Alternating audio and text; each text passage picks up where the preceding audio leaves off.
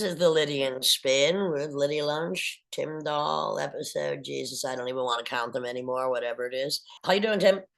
I've been better, but I'm managing, and I'm about to go on the road again on Friday, which I'm with child abuse. We're doing all the way down to the end of Florida and back. So I've posted it on the and so coming to a town near you. Well, Check it I'm out. leaving on Saturday Yes, for you are.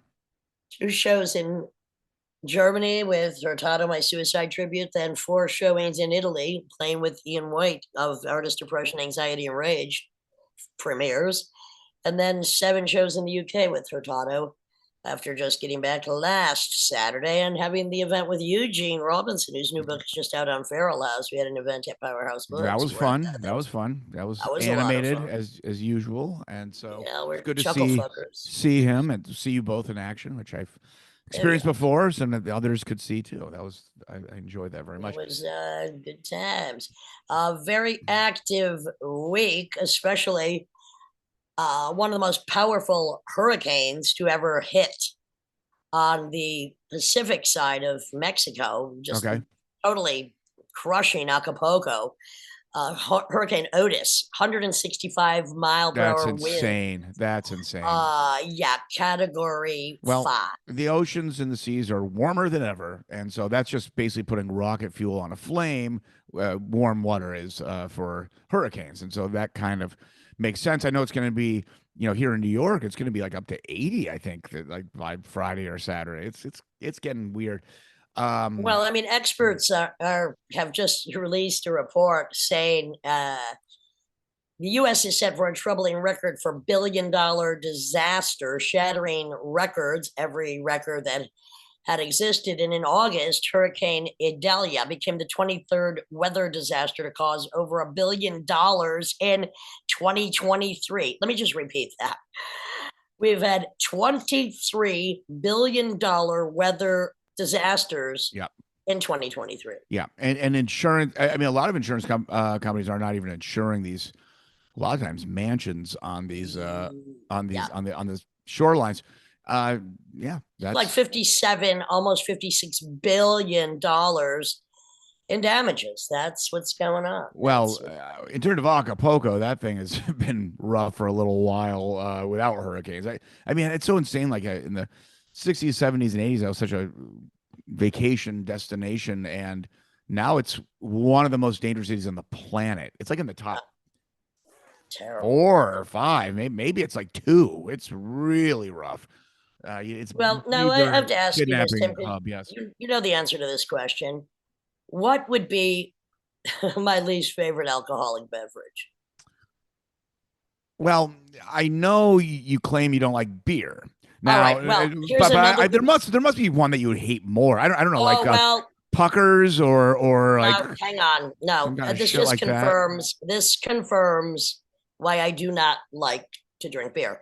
Top China beer maker opens probe after worker was caught urinating in the vat of raw ingredients. I Yeah, mean, any kind of who doesn't? mass-produced I know who food has doesn't. had all types of shit in it, but How many roaches do you eat a day? there must be an alcoholic beverage that you like much less than beer, and I think like Gin, a straight gin. straight. Okay, but I'm thinking is these kind of just exotic, like I was saying, like I don't like liqueurs. It doesn't matter. puckers or some You shit. know, what I put in my mouth is at this very moment actually not up to debate. But when I first started working with you, you were a cognac I'm person, very fickle. and then you kind of moved into whiskey, and if it's certain days, a kind of a vodka with a cucumber, like when it's hot out. Oh no, there's tequila, Oh, cucumber yeah, mint, or yeah, tequila, pomegranate molasses.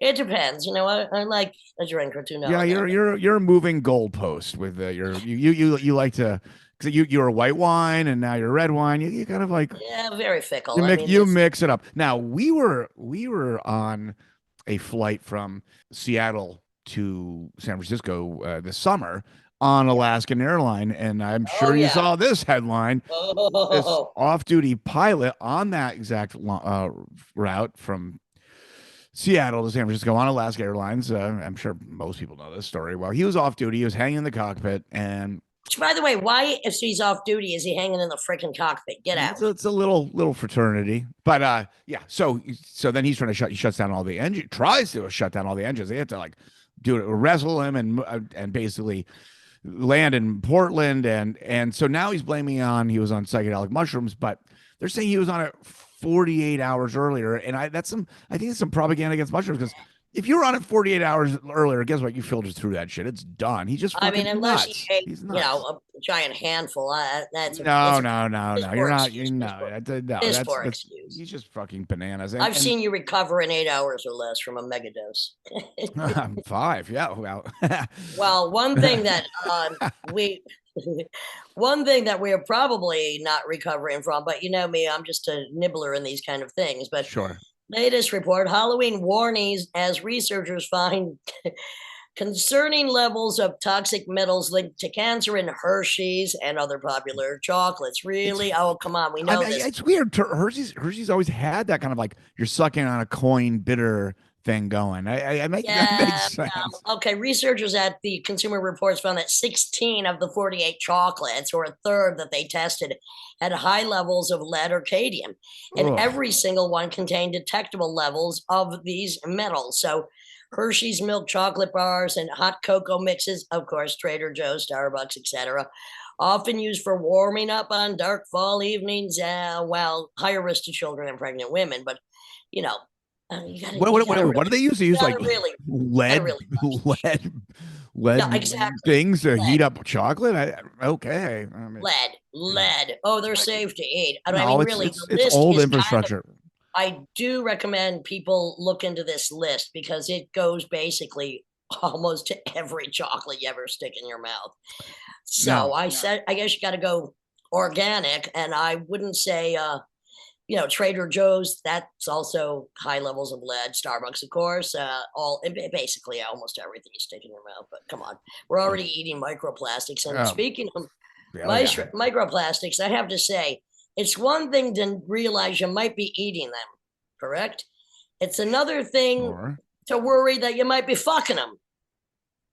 Okay. Let me just clarify. So you're talking about blow up doll, or what no. I'm just talking in general. So sex toy tester, what a job, Dion Black, was about to try a new toy with his girlfriend when the device suddenly became very hot and burned him. He escaped with only a few scalded fingers, but after years of testing sex toys, he started questioning the safety of the devices. So he was shocked at the research on the topic, which suggests that sex toys release microplastic and nanoplastics into your genital.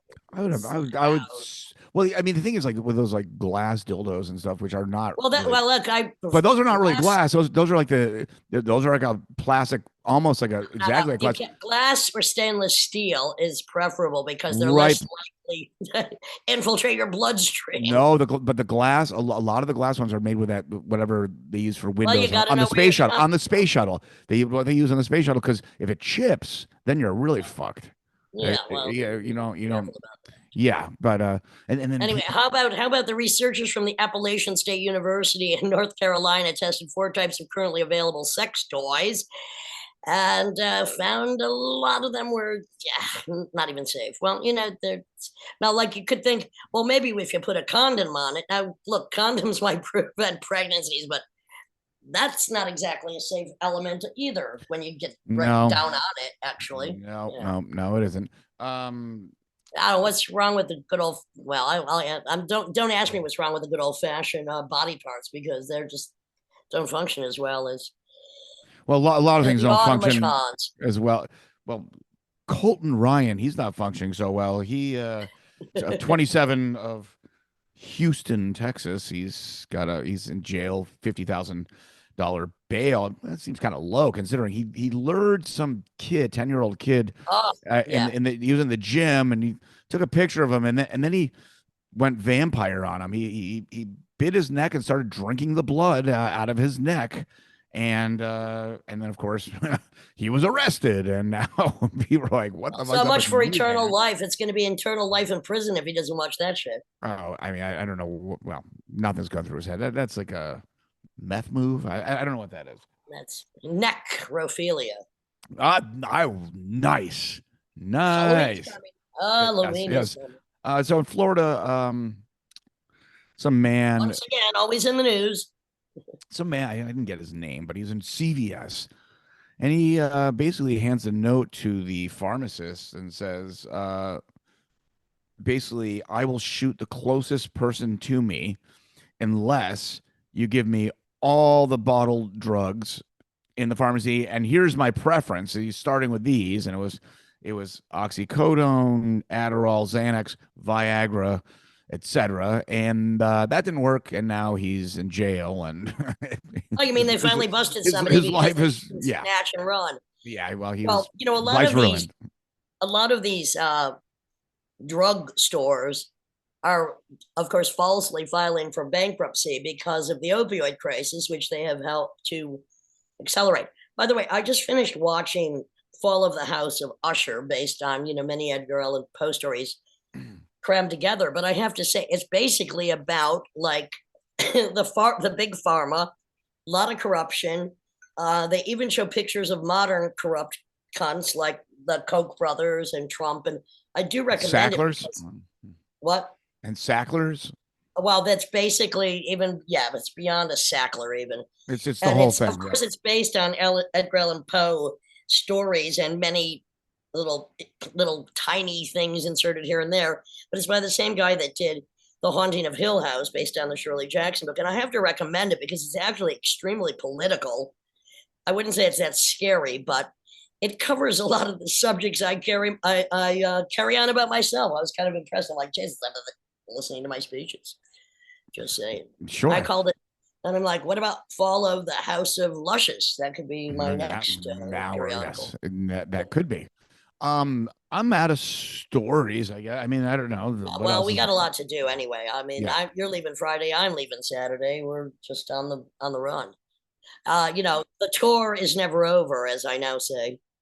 Well, one tour that's coming to the end, thanks Weasel for realizing it was closing off quickly. There's only 2 retrovirus shows left, and I just got off the phone with Tommy Grenis because we're doing a place up in the Catskills November 17th and oh, TBI it's funny November because 19th. I did a solo show up in Ellensville Yeah, last night, and I mean, leaves are changing. It was actually really nice to get out for an evening, yeah. and but there was a performer there, and she was hanging out, and she says, um, well, turns out I'm going to be the bartender at your show in Catskill. So small All world. right. I guess I'll see that person again. Yeah, well, you know, we all have plenty of things to do, and it's been a nice run, but there are just some aspects untenable at this point. So the show must go on to another circus. Sure. This is Um, burlesque, not vaudeville, as I like to say. and so, moving, changing subjects. Who's our guest this week? It's Dave Dictor. That's right. Millions of dead cops, Megadeth Corporation, millions of dead squirrels. They didn't call themselves that, but in the way I thought of it, it's not even the right initials. Well, no, yes, exactly. And Episode 224. This has been and will be for as long as I can stomach it until I go on a talker strike. The Lydian Spin with the Lydia Lunch, Tim Dahl, and coming at you, Dave Dictor, or as I like to call him, Dave Doctor.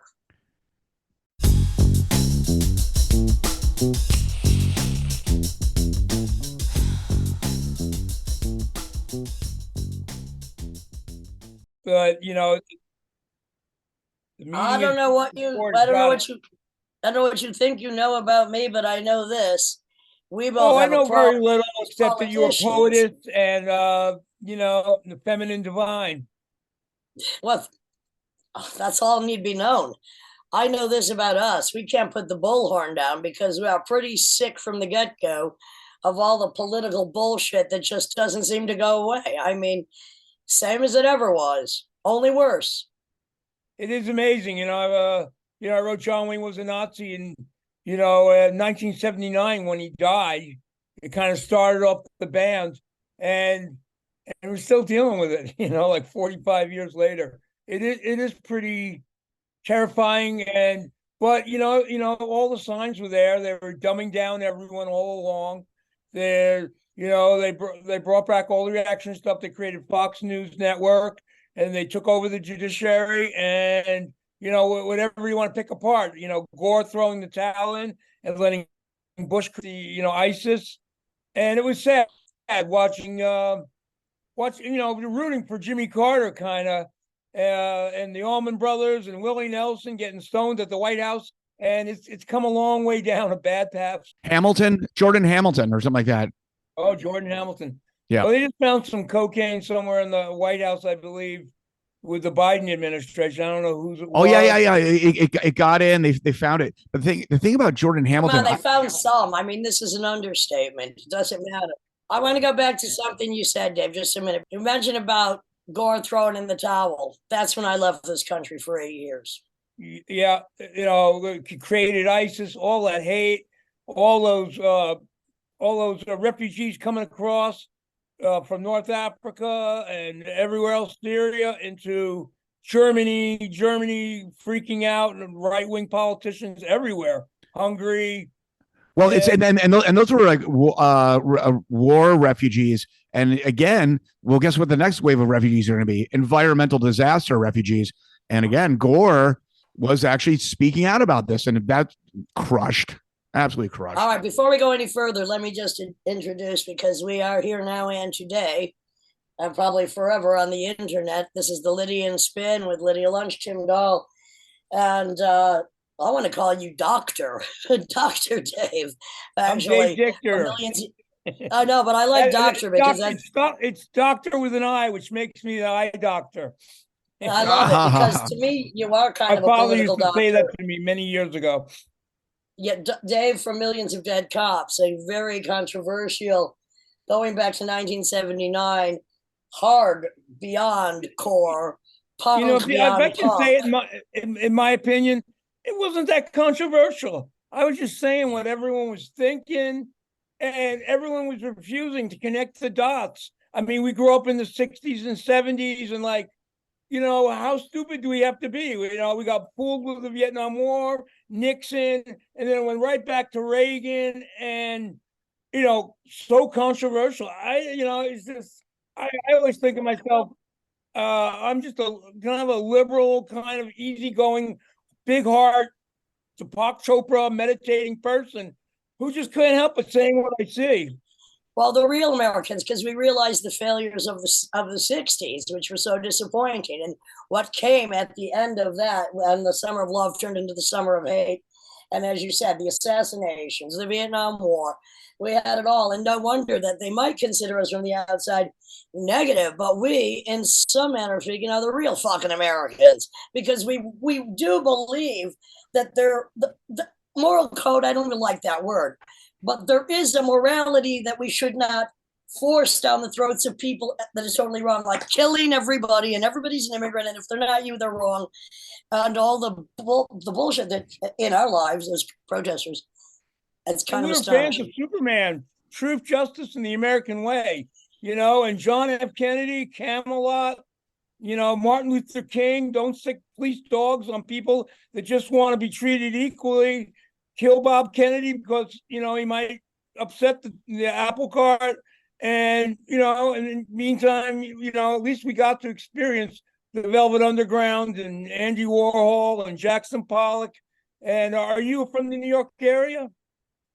Well, I wanted to say that, you know, as we're talking about this period in the 60s, I mean, my house was an epicenter of one of the 1967 race riots. And that's where, at the age of 8, I got my sense of protest. I'm like, yeah, people need to protest.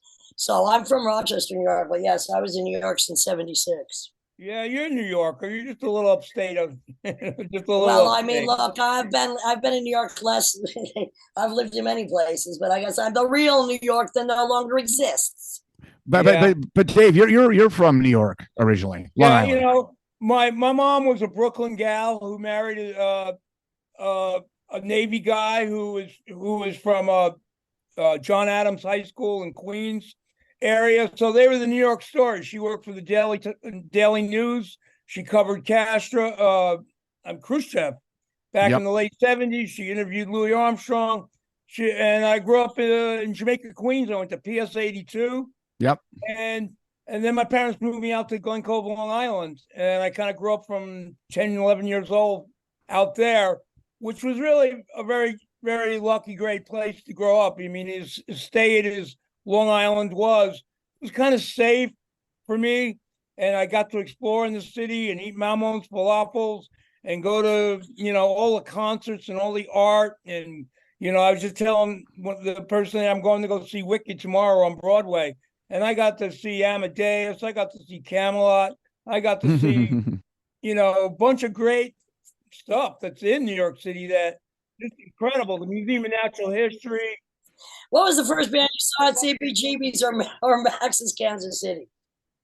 I made it to Max's Kansas City once. What did you see? I don't remember who I saw. I saw Johnny Thunders once in New York City at the Beacon Theater. But, I was kind of like, I was a greenhorn. I by that time, I had already been living in Austin, Texas, and I was part of that. And I came up and I went to Max's Kansas City once, and then I went across town and went to the Peppermint Lounge and saw Reagan Youth. That was more like 79 or 80. And I met David from Reagan Youth, who was a really sweet guy. Call out to David from Reagan Youth. What a beautiful guy he was.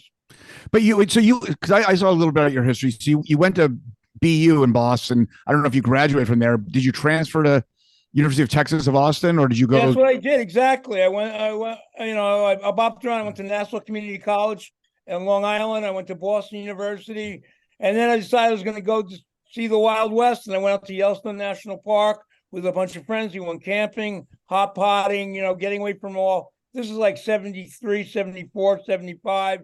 And I floated down to Austin, Texas, and just kind of bumped into this great kind of scene there. It was a scene where Janis Joplin came and Stevie Ray Vaughan and Jimmy Ray Vaughan and all this Texas swing music.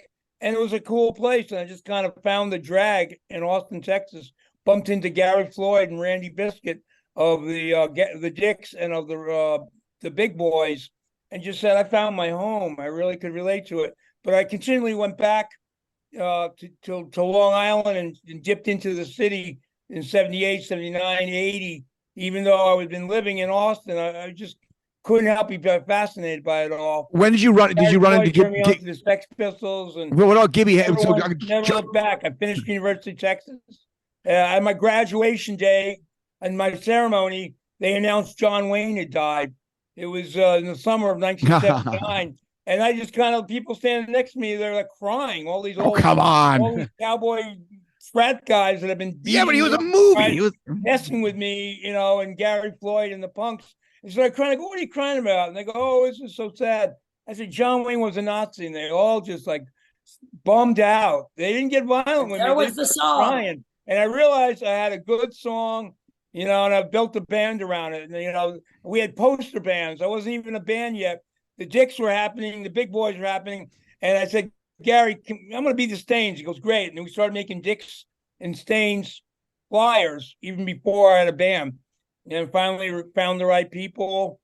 And it just took off. 1980, the Austin, Texas scene was a very friendly place. Raoul's, Phil Tolstead. So Dave, that is a story. I mean, where the band starts before the band starts. Like it's a image or a name or a concept, and then but the gigs start before the band even starts. I mean, I know Seth Putnam with Anal Cunt did that. Just like Lydia and you people like you, we were feeling it in 73, 74, 75, watching Nixon get thrown out of office. You want to be in a band. I went to high school dressed as a cheerleader for the girls' basketball game, and I got beaten up by the jocks, and I wrote My Family's a Little Weird, and that was like 1972. I was feeling it early on, and we just knew we were creating something. I just didn't know what we were creating. And then, well, in 72, I might have been a What's that? I might have been a cheerleader in 72, but that's only so I could pump my thighs up strong enough to strangle a man with them if I needed to. Well, I was a wannabe cheerleader because I had the gender fuck was rolling around inside of me, and it just really was, I was brought up, I just had this fluidity inside me that, I always wonder and I couldn't deny it. I didn't want to lie. And then just, and so I stuck out like a sore thumb, not as bad as other people did, because, people could get really hurt, as they really still can. People don't get that gender fluidity, as we know. Did you two ever meet before? Never met. Okay, interesting. I think I went to an event that you were reading at, and I didn't get in. I thought I knew people at the event that could slide me in the back door, and it never happened. And we never have met, but I've been a fan from afar. We've been on a political parallel path. Even if our music does not coincide, our politics coincide with each other. So, which is something we have not given up. We keep going with that because we can't shut up about it. Who did you meet first, Jello Biafra or Gibby Haynes? Jello Biafra or who? Or Gibby Haynes. Oh, Gibby, way before. Yeah, because I was in Texas. Yeah. We played with the Butthole Surfers in 1980. They were coming up to the shows in 79 in Austin. And I met Gibby and Paul and Teresa, Cole, those guys way back when, in the 70s. Jello Biafra, what happened was we made us, John Wayne Was a Nazi single in 1980, and it came out spring of 81. And I mailed them off to everyone I could think of. And one got to Mickey Creep, who was living with Biafra. Biafra picked that, saw the mail, and Biafra's a record hound. So he opened it up and found it. And him and Tim Yohannan called me up on the phone and said, "We like your single. We're going to put it on the radio in Pacifica." Biafra had a radio show as well as Tim Yohannan. And I said, "Well, while you're digging me, how about we come out and play with you?" And the Dead Kennedys invited us out. And that was July 2nd, 1981. And that's July 2nd. Good memory. Okay. But Gibby and Paul, they're great people. I haven't seen him in quite a while. But Gibby lives in Brooklyn. He lives in Red Hook. That's what I heard. As much as I come back to New York these days, my parents don't live there anymore. But they both passed. All my family moved away, so it's kind of like I'm staying at the Jet Motel in Jamaica for $180 a day, and I'm just, I still love New York. And we just played there with Napalm Death, and we just played there with GBH, and it's great. And I remember playing the Knitting Factory, Leftover Crack, and we played Thompson Square Park as well too. That was fun. I saw Michael Ford and a lot of the old timers. So currently, right now, as we speak, you're in New Hampshire, correct? I am in Keene, New Hampshire. And are you living there? Are you visiting? What's the story? My lover's father just passed, and we had been coming out to be with her father who passed, and she just found a bunch of relatives and just really wanted to come back and just see what's going on here, and I came with her, and here I am. I'm 2 months in. Really liking it. People are very friendly. It's kind of like a smaller, like New Paltz, or if you can imagine that, Amherst. Yeah, totally. Town. They're very friendly, very cool. It's cold already. But are you planning on staying there for a while? I'm going to see as long as I can. I got some shows coming up in Oregon in November, and then Texas in December. And, I'm just trying to figure it all out. I got probably a tour in Europe and play the Rebellion Fest. It's a big Mecca fest with 15,000 people. Have you ever read there, Lydia? I haven't been there with music I don't know where it happens. Where is it? Well, I can get that information to you. I'll get you in touch with Darren. They'd probably give you, more than airfare, to get over there. I know Henry Rollins did it this last year. Yeah. They have a spoken word stage. They have, they have a press release. I'm investigating. And so I get that information. I'd love to turn you on to it. I love it. So where's your band now? Where are they scattered all over? Everyone's in Portland, Oregon. Okay. I was just there. I just did on the ground. I have a house, and I bought a little house back in the day for a good, cheap amount of money, and my band lives with me. And so I'm just following around. We had a pretty hectic schedule this last year. Played like 10 of 12 months, 100 gigs. Oh, that's amazing. And yeah, I'm going to be 68 in a month and a half. but I still feel young. I look pretty. I'm still fluid, and just taking a break, and then we'll get it going again for the new year. Well, I don't really think just doing 10 months and taking a break, but I hear what you're saying. You just gotta sit down occasionally. I know the feeling. Yeah. As little as possible. So MDC, Million Dead Cops, but it also stands for many other things, or has throughout the years. And when would you decide to superimpose or replace what it stands for on any given gig or any given tour? There's a whole story with that. We started out as the Stains. When Biafra found that record and invited us, we were the Stains from Texas. But then we were also got the Black Flag and they invited us on that same tour to play with them at the Cuckoo's Nest in '81. And of course, they billed it as the Battle of the Stains, and there was an LA Stains. And they were like waiting to be in the Stains. They came backstage. What's the deal? And I go, you can be the Stains. We're going to be something else. And the cops were so furious outside at that Cuckoo's Nest show. I mean, just beating people up, helicopters. I'd never seen anything. We started saying, these cops, dead cops. These are dead cops. And a friend of ours, Buff Parrott, the Dick, said, how about millions of dead cops? And we never looked back. And so there were millions of dead cops. We didn't quite realize exactly what that meant.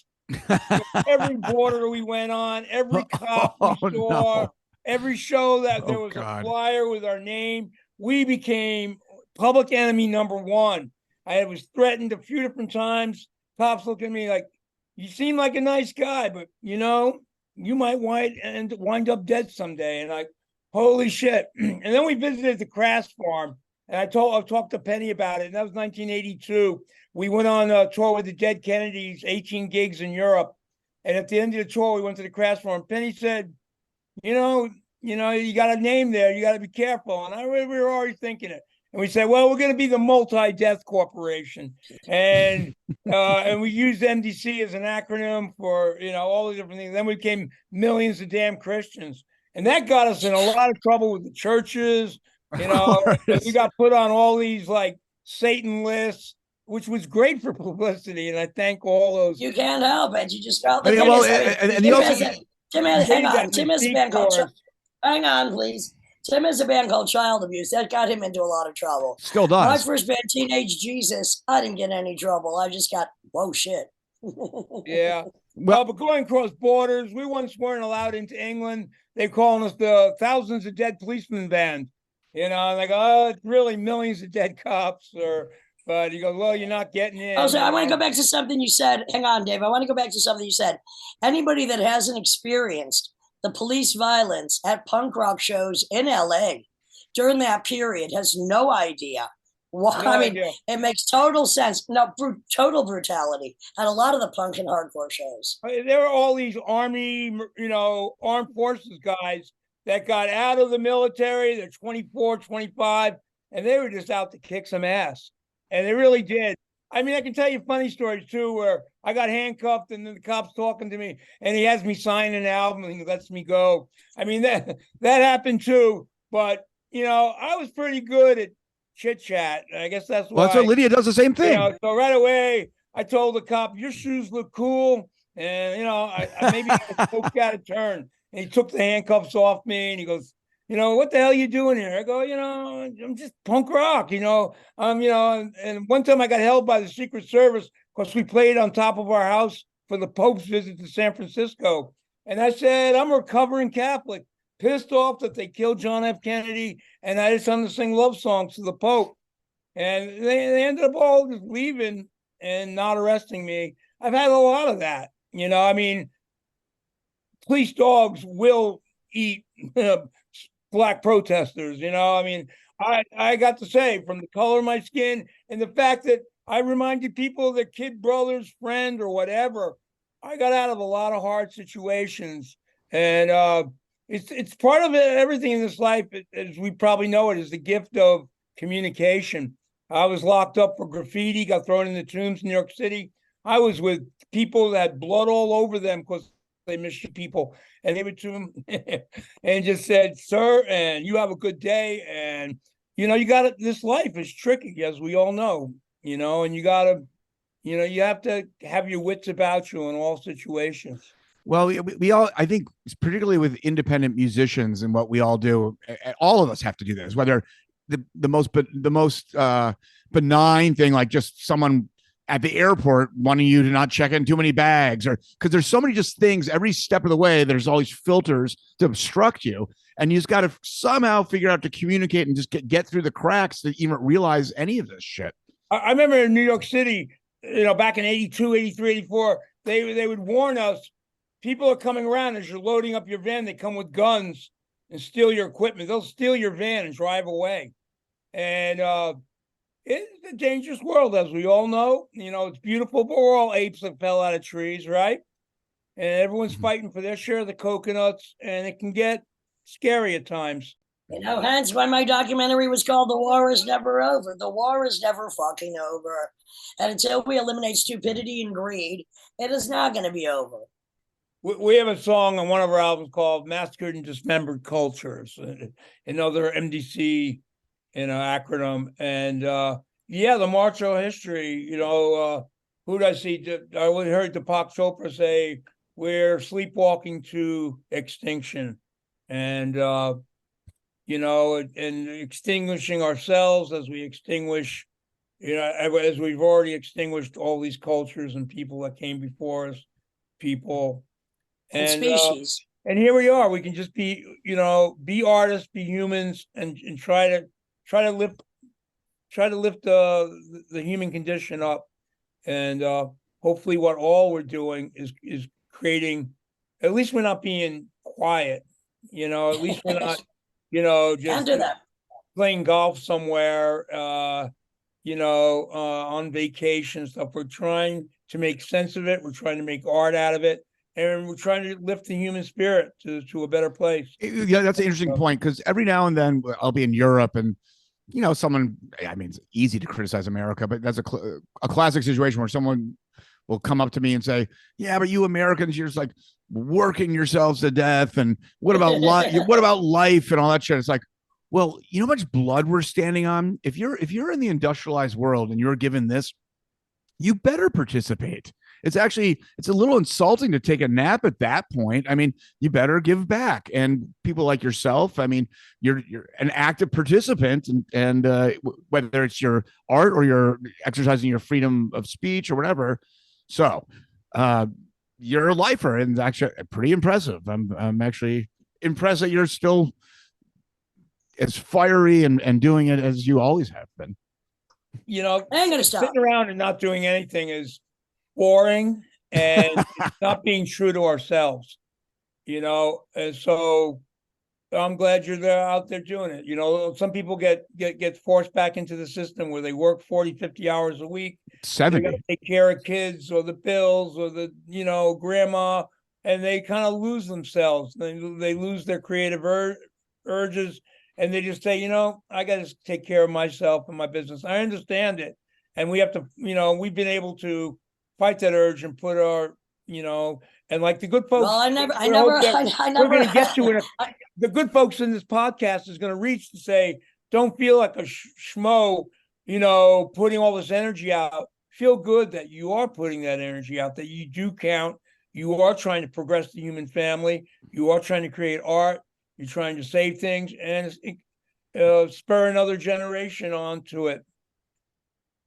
That's why we feel this podcast is important, to expose people to people they may or may not have heard of, who have a similar restless and relentless, stubborn need to create, in order to just speak to individuals that need to hear a voice that they might not have, that's just ringing in their fucking head.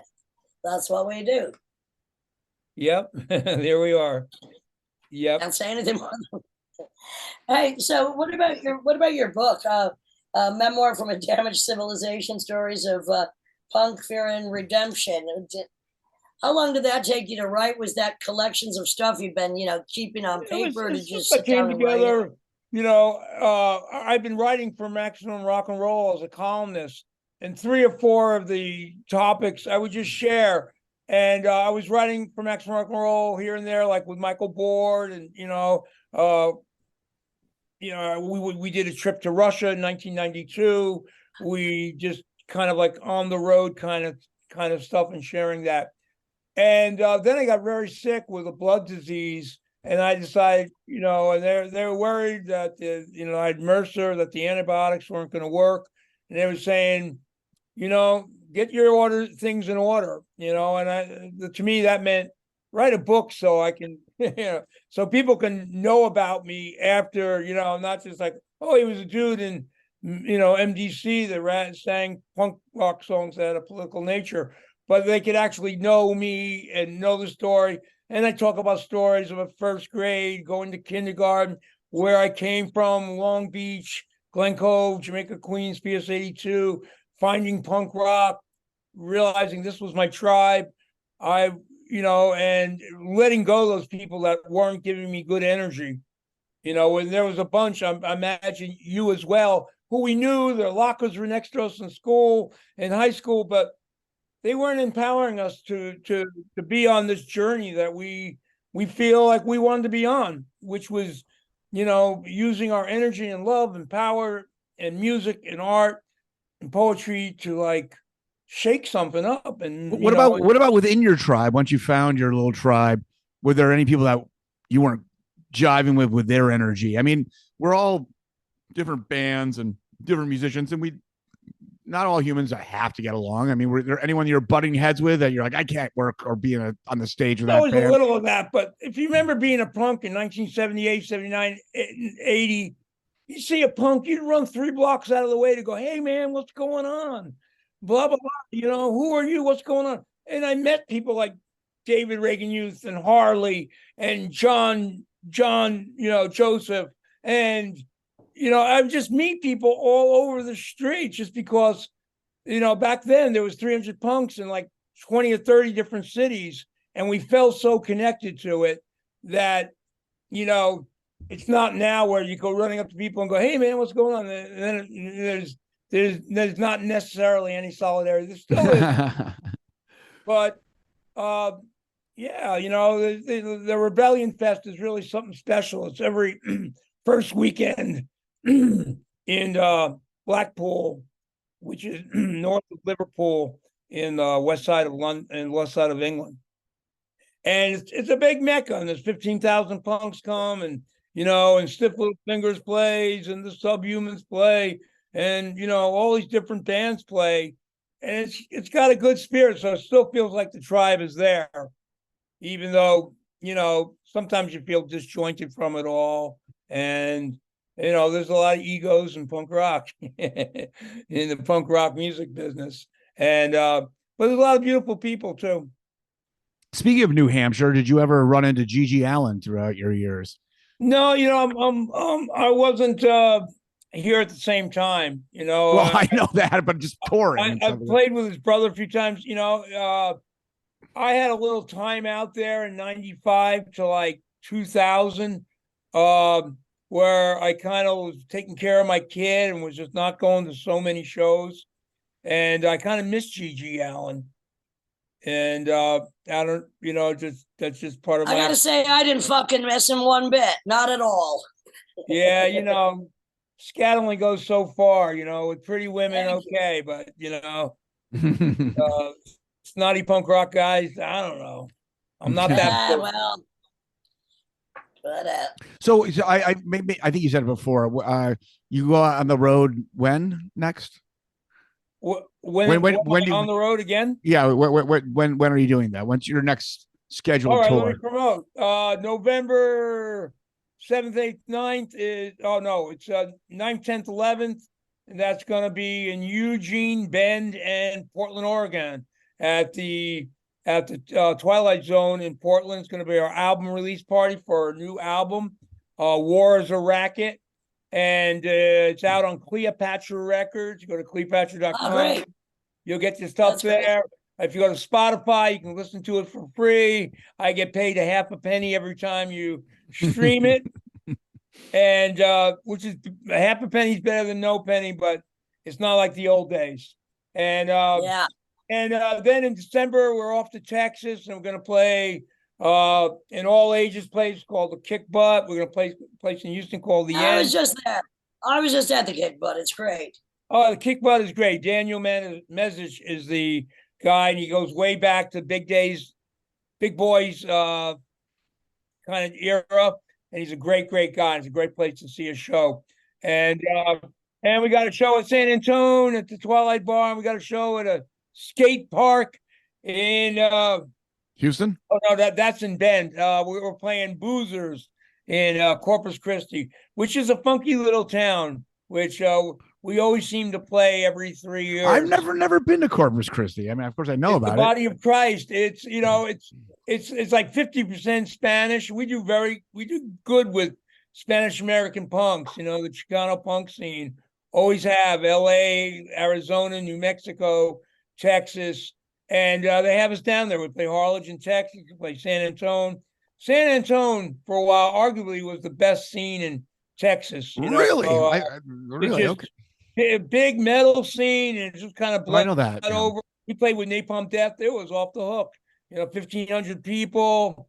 Just really, really great place. How far back do you go? How far back do you go back with the Napalm Death guys?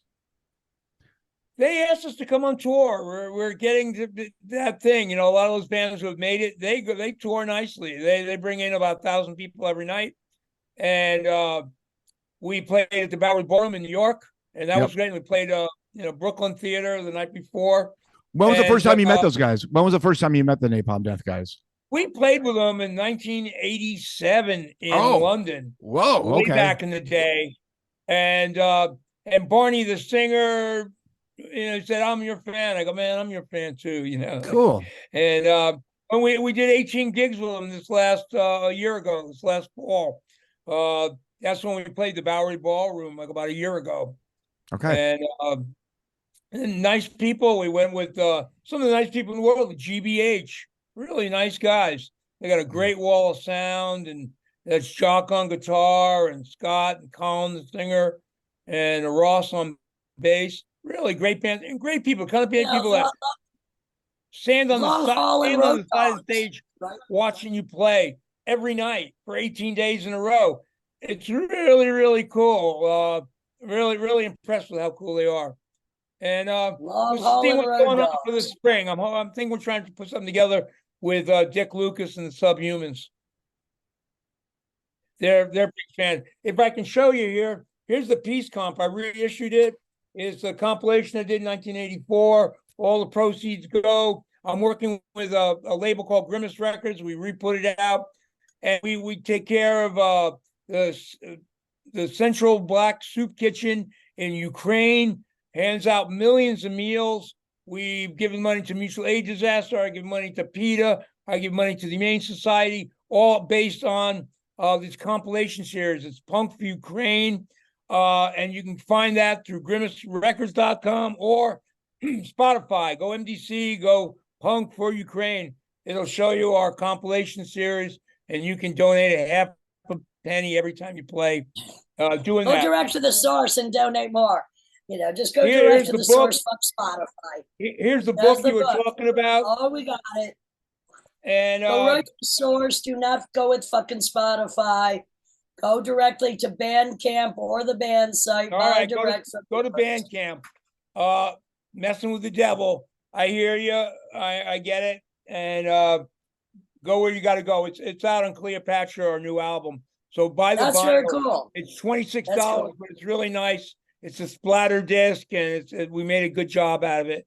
And it's the first professional label I've ever worked with, and they actually gave us money. And it was I'm happy at 68 years old to put my album out on a record company that has a budget, paid for the recording, promotion. Gave a couple thousand each, and making my compromises.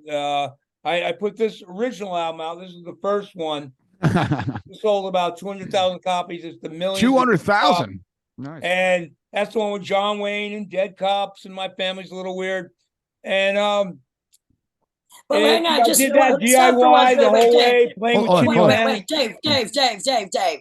You must repeat, because it's monumental. The record you put out yourself, 200,000 copies. We sold 200,000 copies in 40 years of this album. You know what? Congratulations. Congratulations. It still sells about 3,000-4,000 every year. We sell the picture disc, about 1,000 a year.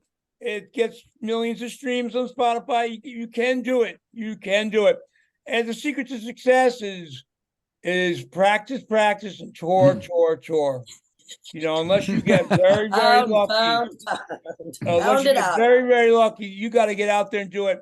We've been doing 130, 140 gigs since 2015, except for the pandemic year, 2021.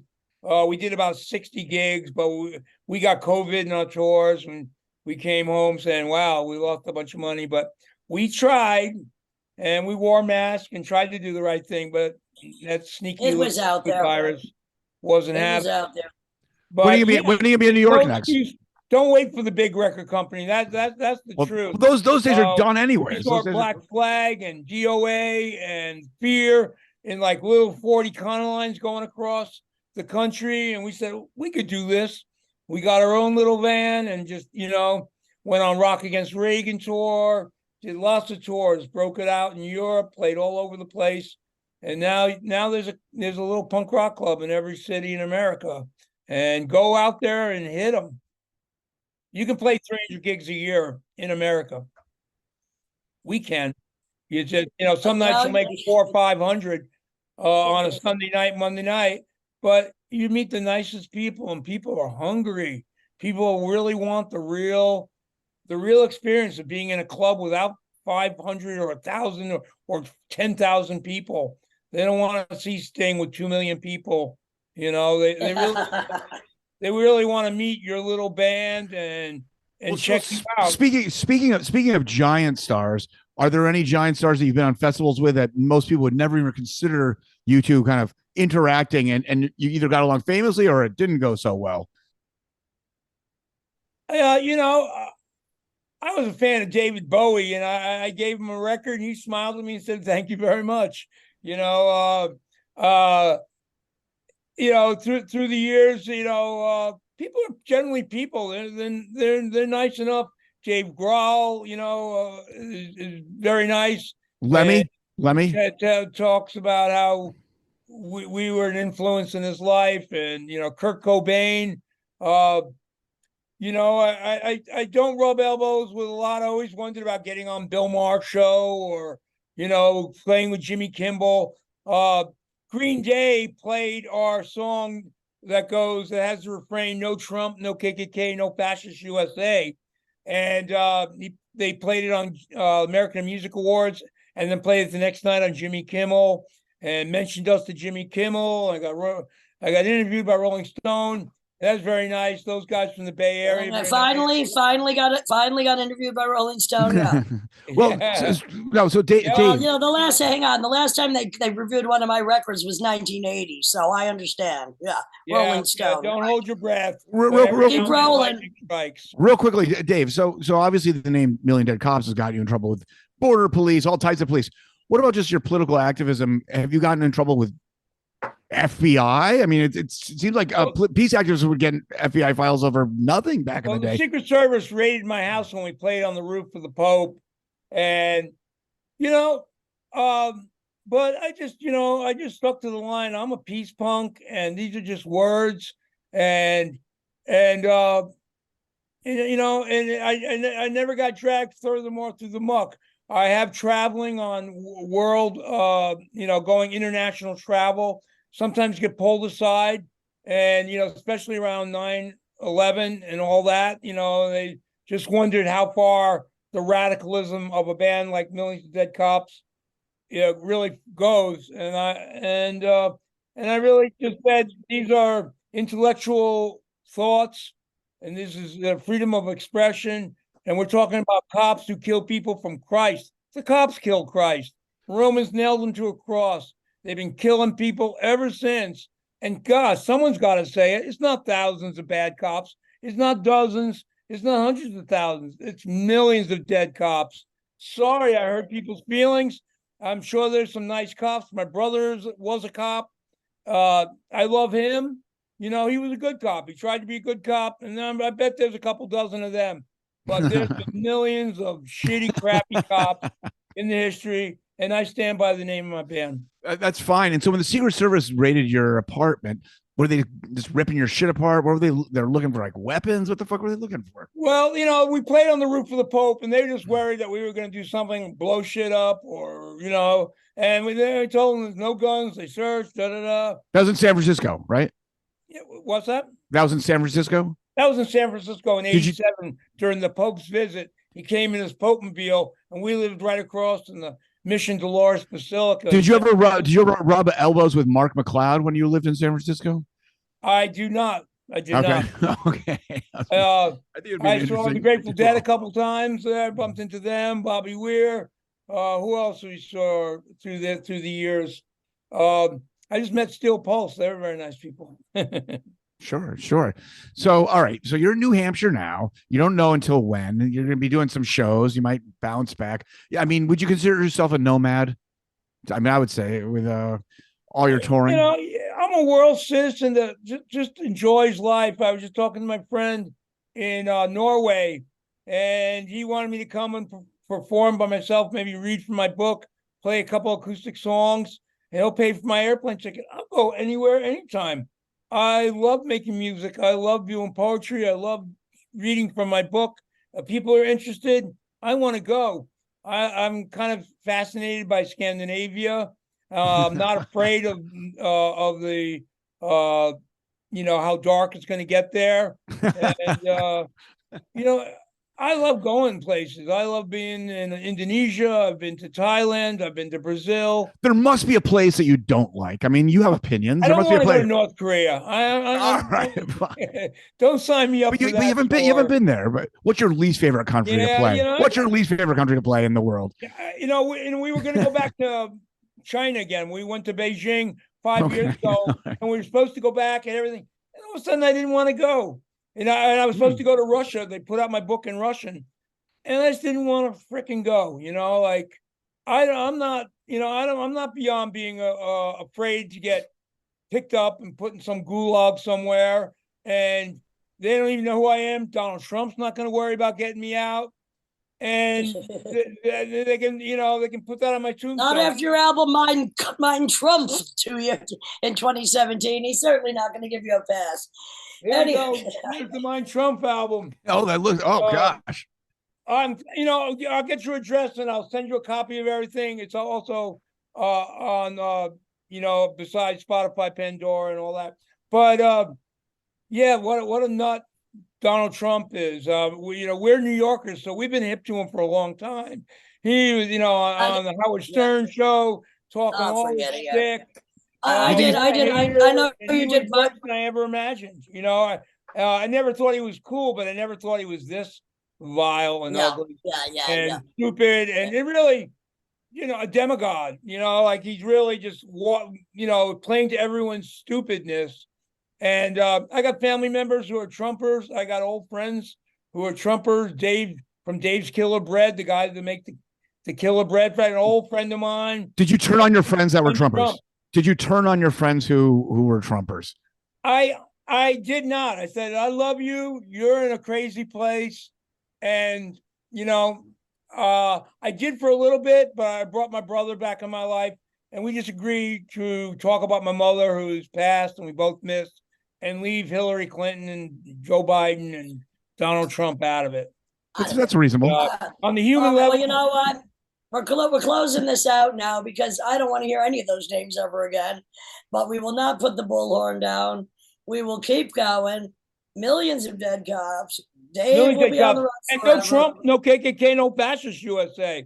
Because that's the point. We don't want fascism. We don't want racism. It's not acceptable. It's not cool. You know what I say? You're not allowed to say it. Mexican people aren't rapists. Blacks are not inferior. The whole 9 yards. It's ugly. Make assholes go away. That's what that's what my MAGA says. Make assholes go away. Yeah. This is the Lydian Spin with Lydia Lunch, Tim Dahl. Millions of dead cops, Master, Dave Dictor, I gotta say, there is a part of me that has love for everybody. It's hard to have love for Putin. The guy would just, put you on a stake and kill you, torture you, bury you, Russian gulag. It's amazing for Pussy Riot how they stand up to them. Well, yeah, but and, they're you a know, little And we have protected. one of those gals on the Pussy riot. podcast. Yeah, you can't love everybody who's evil. All right, with that, we're going to close out. Take care. Keep rocking. Keep the bullhorn to your mouth. Thanks, Dave.